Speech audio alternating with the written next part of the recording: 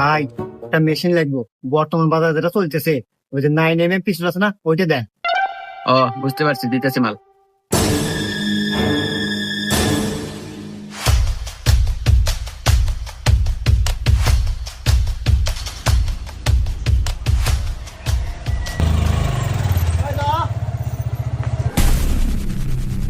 এই আমরা কিডন্যাপার আর তুই এখন কিডন্যাপ।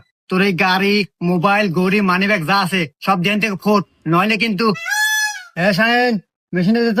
এই যে ওস্তাদ, নতুন মেশিন, সামনে ঢুকামু, পিছন দিয়ে বেরোবো।